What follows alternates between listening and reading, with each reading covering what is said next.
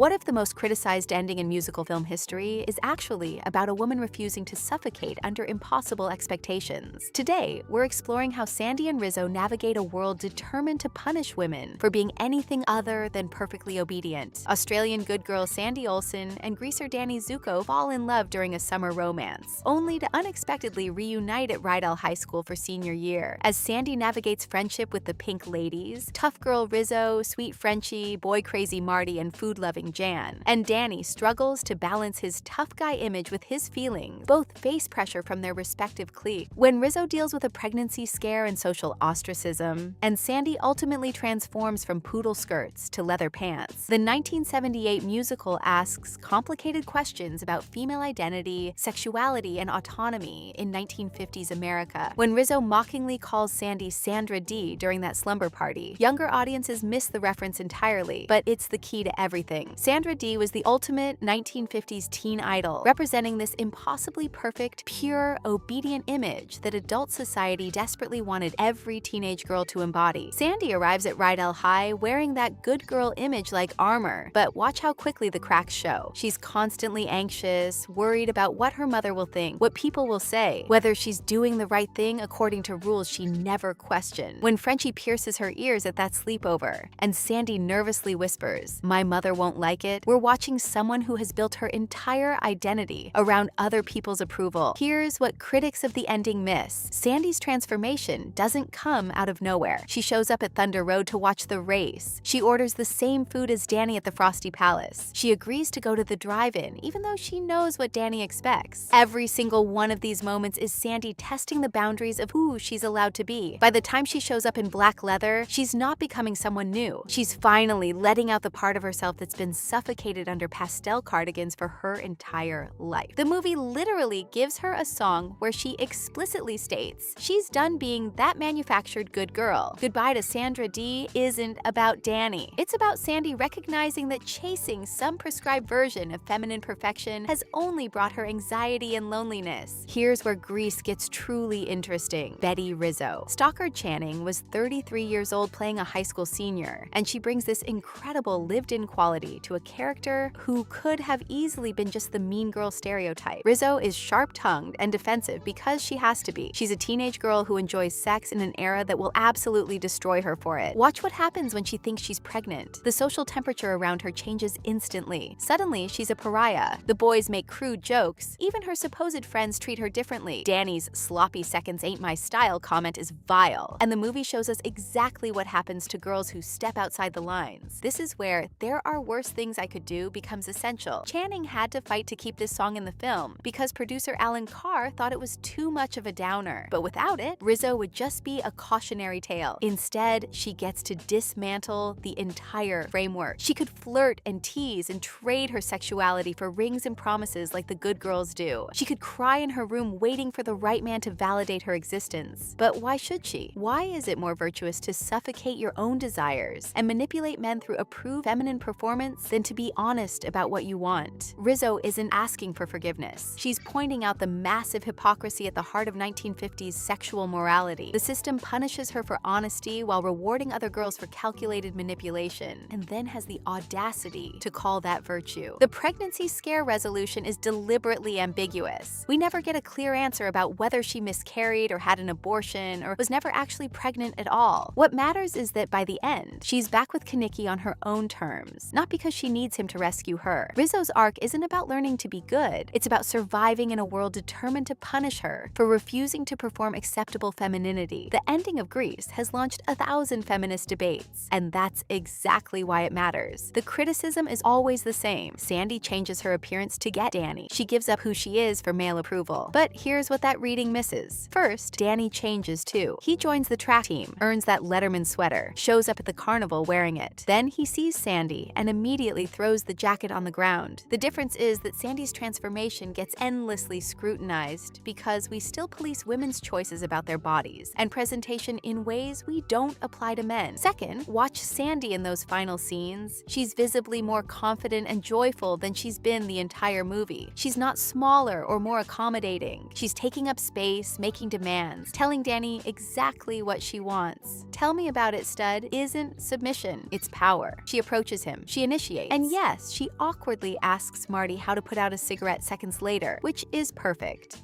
Becoming more confident doesn't mean you stop being yourself. It means you stop apologizing for it. Sandy is still figuring things out, but now she's doing it on her own terms. The larger context matters. Grease was made in 1978 about the 1950s, explicitly about the moment when the buttoned-up conformity started cracking. Sandy's transformation represents the cultural shift toward the 1960s, toward women claiming sexual autonomy and rejecting the domestic ideal. She's not throwing away her authentic self. She's throwing away a performance that was never authentic to begin with. So what's the real story of the women in Grease? It's not about changing for a man or being saved by the right relationship. It's about young women living in a world that offers them exactly two terrible options: be the perfect girl and suffocate under impossible standards, or be yourself and face social destruction. They're all trying to figure out how to exist in a system that was never designed for their happiness, only their compliance. The brilliance of Grease is that it doesn't pretend the 1950s was some golden age of innocence. It shows us exactly how restrictive and hypocritical that era was for women. The Pink Ladies aren't celebrating the 1950s, they're surviving it. The fact that we're still arguing about whether Sandy's choice was empowering or capitulation means the film succeeded in asking a question that matters. Who gets to decide what female empowerment looks like? This is Ladies First, watching women in movies. Here, we empower women by reviewing and discussing films that highlight their stories, struggles, and achievements. Don't forget to like, subscribe, and share your thoughts in the comments.